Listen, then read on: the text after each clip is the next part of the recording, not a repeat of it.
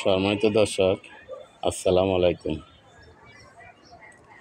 আপনারা ভিডিওর হেডিংয়ে দেখছেন যে কাটলাম 3টা, পেলাম 13টা।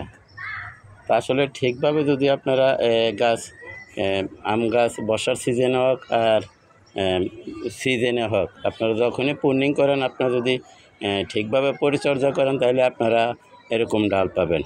তো দেখেন, আমি এই যে একটা ডালের মাথা ভেঙে দিয়েছিলাম। এইখানে দেখেন আপনার অলরেডি আপনার এই যে 4টা, এখানে আপনার এই যে দেখেন 4টা ডাল। তো 4টার এইখানে এটা যেটা ভাঙছিলাম, এই যে দেখেন, আপনারা দেখছেন আমি হয়তো 15-16 দিন আগে একটা ভিডিও দিয়েছি, আপনারা দেখছেন পলিথিন দিয়ে বাঁধিনি। এখানে হলো আপনার 5টা ডাল। এই যে আমি যদি দেখাই, এই যে দেখেন, এই যে এইখানে 2টা, তারপর এই যে দেখেন এইখানে হলো 3টা, 1 2, এই যে 3, এই যে 1, আমি যদি একটু দেখাই, এই যে 1 2, এই একটা 3টা। তো এইখানে দেখেন আপনারা 3টা, 1 2, এই যে 3, আর এই যে এখানে 2টা, 5টাতে 5টা, আর হলো যে 4টা, এই যে এখানে 4টা, 9টা, আর এইখানে দেখেন এই যে 4টা। তো 9 4 13টা। তাইলে আমরা দেখেন, এটা যখন আমি মাথাটা কাটটা দিছি, এখানে মাটি লাগাইছিলাম, আমার এক ভাই কমেন্ট করছিল যে মাটিটা কি ধুয়ে যাবে কিনা। দেখেন, এত বৃষ্টি হইতেছে আজকে 15-20 দিন যাবত, এখনও কিন্তু এই যে মাটিটা আছে। এই যে দেখেন, এই ডালও আমি মাটি দিয়েছিলাম, দেখেন আপনারা, এই যে দেখেন, এই যে মাটিটা অলরেডি এখনও আছে। তো মাটিটা কীভাবে শক্ত হয়, আমরা যখন এই গাছের মাথাটা ভাঙ্গা দেবো, ভাঙ্গা দেওয়ার পরে তাহলে আমরা যখন মাটিটা এই যে এখানে টিপা দিয়ে এবং মাটিটা লাগাই দেবো, তাহলে এই গাছের যে কষ্টা আছে, কষ্টার সাথে এই মাটিটা একবারে মানে 18 শক্ত হয়ে যায়। কিন্তু আমি যে মাটিটা দিয়ে বদ্ধ করছি, মাটিটা কিন্তু এখনও আছে। আর এখানে তো আমি পলিথিন দিয়ে বাঁধতেছিলাম, দেখছেন আপনারা, যদি বিশ্বাস না হয় যে এখানেও দেখেন মাটি অলরেডি আছে। তো এইখানে এবার পরিচর্যাটা হইলো, ভাই আমি যেভাবে পরিচর্যা করছি, এখানে গোড়ার ভিতরে যে বাঙ্গিগুলো আছে, বাঙ্গি গাছগুলো ছিল, বাঙ্গি গাছ, তরমুজ গাছ, এই সবগুলো আমি উঠে ফালাই দিছি। এবং এই যে পাতাগুলো যখন জ্বলা শুরু হয়ে গেছিলো, তখন আমি এই সবগুলা আপনার গাছ, আজে বাজে যে গাছগুলো আছিল সবগুলো আমি উঠে ফালাই দিছি। তো আর আশেপাশে যে গাছগুলো ছিল সবগুলো উঠে ফালাই দেওয়ার পরে আমি যখন দেখছি আমার এই পাতাগুলো যখন লাল লাল হয়ে যেতেছে, যে দেখেন, তখন আমি এইভাবে এই যে সবগুলো গাছ উঠে ফালাই দিছি।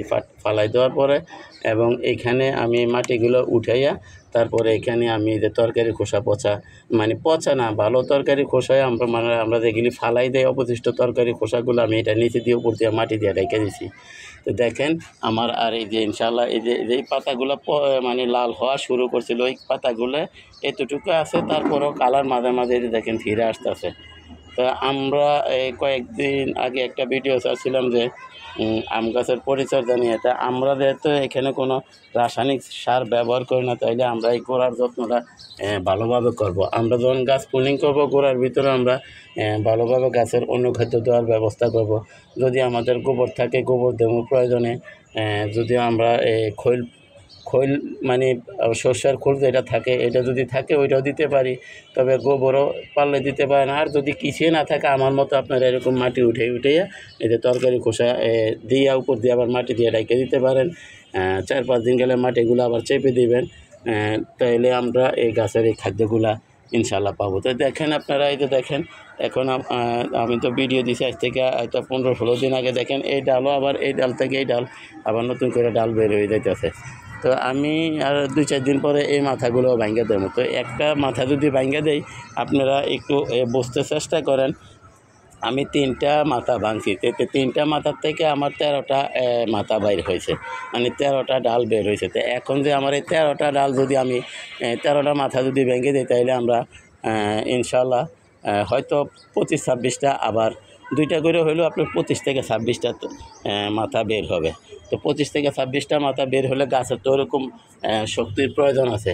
তাই আমি আবার একটু মাঝে মাঝে এখানে আমি ভাতের মাঠটা আপনার আজকের ভাতের মাঠটা রেখে দেবো, আগামীকালকে সকালে দেবো। তো ভাতের মাঠ কিন্তু দিলে আবার জমাট বেঁধে যেত। ভাতের মাঠ দিতে হলে আপনারা এই মাটিগুলো আগে এইভাবে একটু নরম নরম করে নেবেন, এই খোঁচাই খাঁচাই নেবেন এবং সাইডে দিয়ে এই যে নিচ দিয়ে আপনারা আমি যদি একটু দেখাই, আমার তো চাক্কু নাই, এই যে এইভাবে চাক্কু ঢুকাই আপনার সাইড দিয়ে চাক্কু ঢুকাই এরকম করে নেবেন, যাতে এই যে মারগুলো আপনার নিচে দিয়ে পৌঁছায়। কারণ বাতের মার দিলে গাছের মাটি আটা হয়ে যায়, তো আটা হয়ে গেলে তো মাঠটা নিচে ঢুকে না যায়। তো বাতের মাঠটা ভারী, পানির মতো পাতলা না, তাই নিচে ঢুকতে সমস্যা হয়। তাই আপনারা মাটিগুলো আগে এইভাবে উৎফুল্ল করে নেবেন। তো দয়া করে আমার চ্যানেলটা সাবস্ক্রাইব করেন এবং বেল আইকনটা বাজাই দেন, আমি যাতে এই ধরনের ভিডিওগুলো ছাড়ার সাথে সাথে আপনাদের হাতে পৌঁছে যায়, আপনারাও দেখতে পারেন, শিখতে পারেন, জানতে পারেন। তো দেখেন আমি এই 3 মাথা ভাঙ্গা 13টা ডাল পাইলাম। তো এই 13টা মাথা যদি আমি ভাঙ্গা দিই, তাহলে ইনশাল্লাহ কমপক্ষে আপনার 30টা ডাল হবে। তাইলে আমরা এই বর্ষার সিজনে আমরা অলরেডি 2 মাথার থেকে 30টা মাথা পেয়ে গেলাম। তারপরে যখন সামনে আবার আপনি মনে করেন ফাগুন বা চৈত মাস আসবে, তখন আবার গাছে নতুন করে যখন কুশি বের হবে, তাইলে আমরা এই 26টা মাথায় কুশি পাবো ইনশাল্লাহ।